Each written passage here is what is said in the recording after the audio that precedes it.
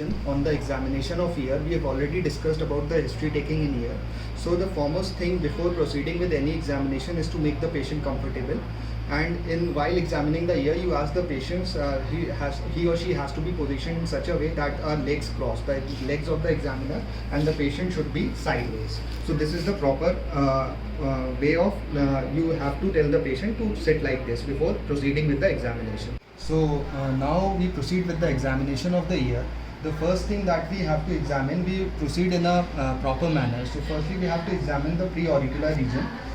We examine this region, and we look for any abnormality if it is found there. The most common abnormality that you can find in a patient in the preauricular region can include preauricular sinuses, can include cyst or any skin tags. So you have to look out for them. Then we examine the pinna. We look for the pinna, is it of normal shape, size and contour, because any changes in the shape or size or contour of the pinna might indicate congenital anomalies, and they might also indicate other conditions such as perichondritis. So you have to look out for the shape and the size of the pinna as well. Then we proceed towards the postauricular region, which mainly includes the examination of the mastoid tip. So how do we elicit the mastoid tenderness? We look at the 3 points, which is the mastoid tip, and the second is the area corresponding to the cymba concha, which is this depression. It usually corresponds to the mastoid antrum and the root of zygoma. We have to examine the postauricular region in these 3 particular points. We have to also check for the tenderness. So now we continue with the examination of ear. The next thing to examine is the external auditory canal, which we can do with the help of a headlight, or we can also use this bullseye lamp and the head mirror for doing that. So we try to focus the light inside the canal and look for any abnormalities if it is found. It could be any wax or discharge, or could be any polyp, or other debris can be also there. So we have to look out for the external auditory canal. The other method of doing that is with the help of a oral speculum. So while inserting the oral speculum, you have to be very careful so that it does not elicit any pain to the patient. And we can use the speculum for the examination of the tympanic membrane as well. So this is the method of examining the external auditory canal. So the next step is to examine the tympanic membrane, which can be done with the help of a otoscope. You can use the otoscope for examining the tympanic membrane. So the basic rule while handling the otoscope is that, suppose if you're wanting to examine the left ear, then you hold the otoscope in the left hand. While you're examining the right ear, you hold it in the right hand in the pen-like fashion.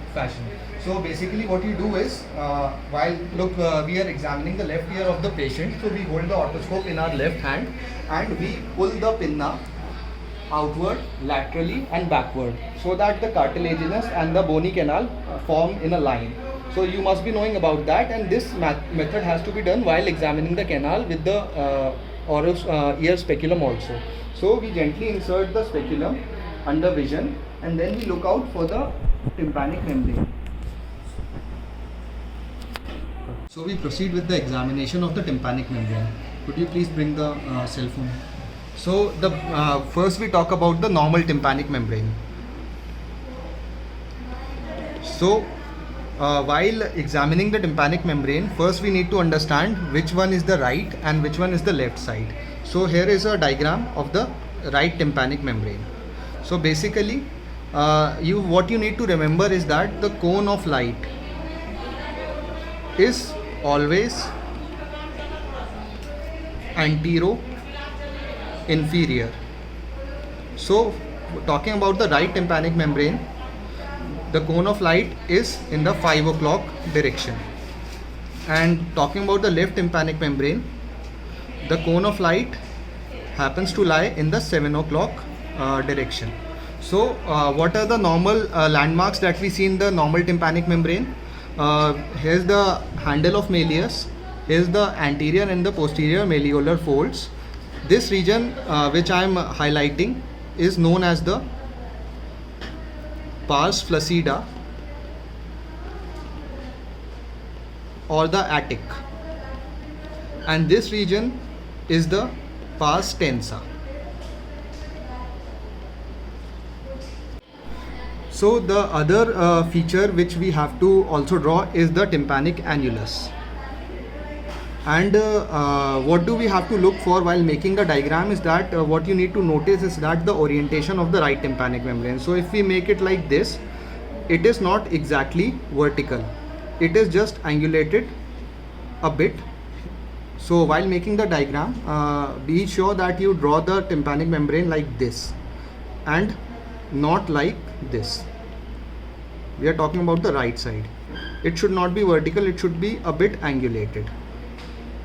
And the same thing applies to the left tympanic membrane. It is not to be made exactly vertical, but it has to be made like this. So the normal tympanic membrane, we have to talk about the normal features which I have described already, and the normal color is usually pearly grey, and a cone of light is visible. So now we talk about the abnormalities. What can be the basic abnormalities? It can be a retraction.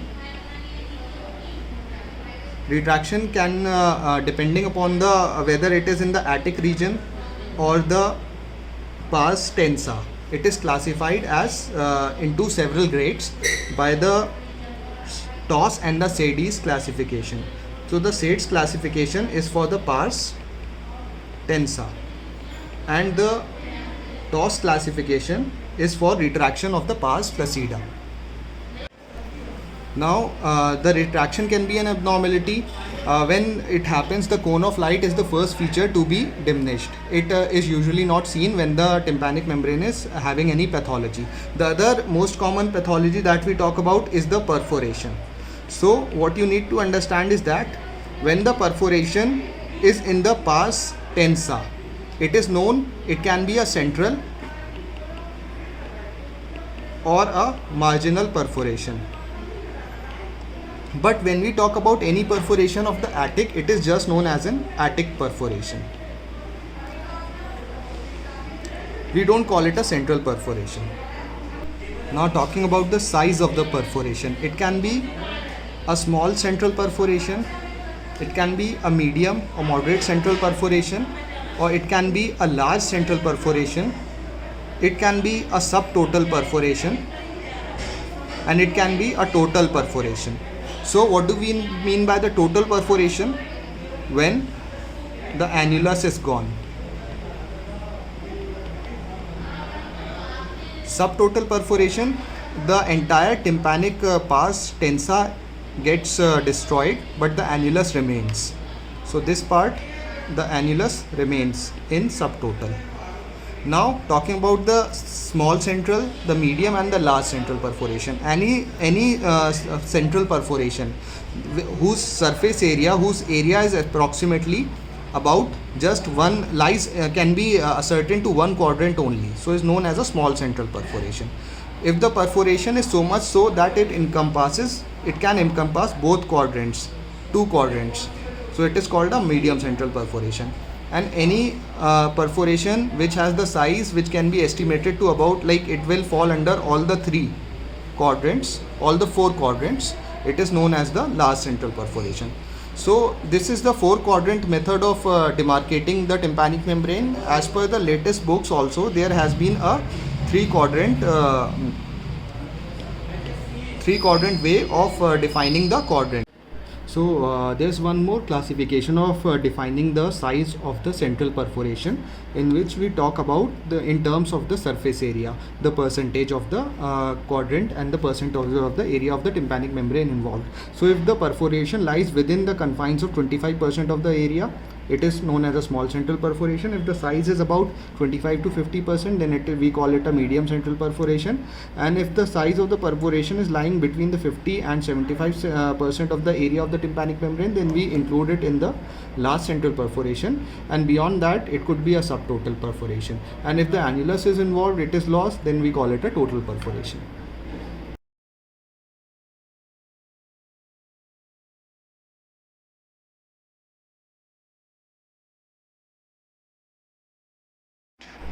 So now talking about the pathology that we have to look for. As we have already mentioned, that the normal color of the pars tensa is pearly grey, but in case of AOM you will see it as like cartwheeling could be present, or there could be congestion present. So we have to look out for that. Now if we have a perforated tympanic membrane, the other finding that you need to look for while examining is what we see through the perforation. We can see the middle ear mucosa, MEM, middle ear mucosa, that is usually pale. But in case of active CSOM, there may be congestion, or there may be pus, or there may be serous fluid. This can be found inside the perforation. We can see through the perforation that this is present inside the middle ear. So we have to also examine through the perforation that what do we find inside the middle ear cavity. This a perforation which is showing active pus discharge indicates an active CSOM or chronic otitis media mucosa, as the perforation is present in the pars tensa region. Now if we find a perforation in the attic region, it indicates a chronic otitis media squamosal or the unsafe type. So all this was included in the physical examination of ear. Now we also have to talk about the functional examination, which firstly includes the eustachian tube functions. The most common method of doing it in the OPD is through signalization. You must be knowing about that. Then we can also apply the Valsalva maneuver, and other methods are also there for examining the eustachian tube function. So this falls under the functional examination of the ear. Apart from the eustachian tube function, you also have to look at the facial nerve of the patient. If we find any palsy or any weakness present on the face, so we demarcate it with the help of we use the House-Brackman classification of the facial nerve for determining the facial palsy if it is present. So apart from the facial nerve and the eustachian tube function, we also talk about the auditory function, which can be determined with the help of tuning fork test, which will be explained to you in the later sessions. And we also have to take a look at the vestibular function. For that we employ the spontaneous nystagmus testing, fistula testing, and positional testing. If there is a complaint of vertigo, like we can go for the Romberg's test as well. So under the functional examination, we also assess the vestibular function with the help of the fistula test. So what we have to see in the fistula test, if we are able to elicit any nystagmus, which is the rhythmic oscillatory movement of the eyeballs. So we we keep the finger on the patient's tragus and we start pressing it. So what you need to remember is that you have to press it rhythmically and observe the eyes for any nystagmus if it is observed. So any nystagmus can be an indicative of fistula, labyrinthine fistula. You have to read the differential diagnosis for the fistula test. Now assessment of the auditory function with the help of the tuning fork test. It falls under the functional examination of the ear. So the commonly employed tuning forks include the 256 Hz, the 512 Hz and the 1024 Hz tuning fork. So we'll be examining with the help of the 512 Hz tuning fork. So the proper method of holding the tuning fork is in this area, not too high and not on the base. So you hold it like this and you try to firstly we'll go with the Rinne's test, in which you ask the patient. There are two methods of performing the Rinne's test. One is called the intensity method and the other is called the duration method. So what we need to do is we have to first instruct the patient. So how will we do that? We will ask the patient that अगर आपको मैं ये tuning fork आपके यहाँ पर रखूँगा, आपको ये बताना है कि आपको पीछे आवाज़ ज़्यादा अच्छी सुनाई दे रही है, ज़्यादा तेज़ सुनाई दे रही है, या आगे की तरफ ज़्यादा तेज़ सुनाई दे रही है. So this is the question that we ask in the intensity method of the Rinne's test. Strike the tuning fork and then we always notice that we do not have to strike it very hard, or else it will produce overtones which are not desired. So यहाँ आवाज़ ज़्यादा अच्छी आ रही है या यहाँ ज़्यादा अच्छी आ रही है. So this implies a positive Rinne's test with the help of the 512 Hz tuning fork. So the other method is the duration method. You charge the tuning fork, you keep it on the mastoid tip and you ask the patient to raise the hand when the sound disappears. जब आवाज़ खत्म हो जाए तो बताइए, हाथ उठाइए.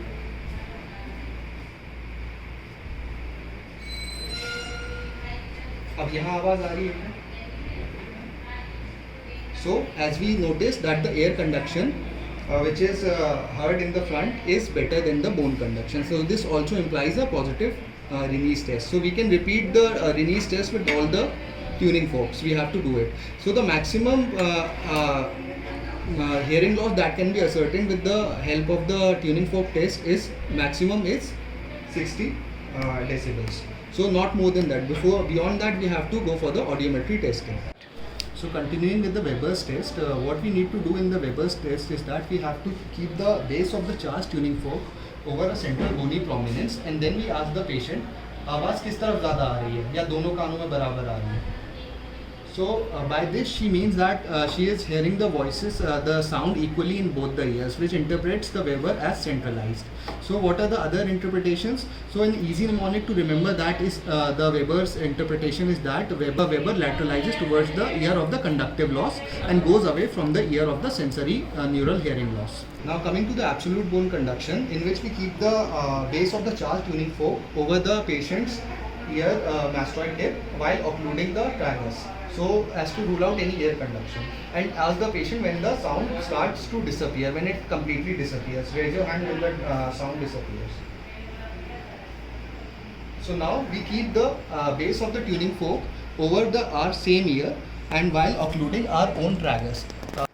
So coming to the interpretation of the absolute bone conduction test, if in the situation when the examiner, the doctor is able to hear the sound of the tuning fork on when the tuning fork is kept on the mastoid tip, and if the doctor is able to hear the sound for a longer duration than the patient as compared to the patient, then it interprets that the patient is having a sensory neural hearing loss in the affected ear.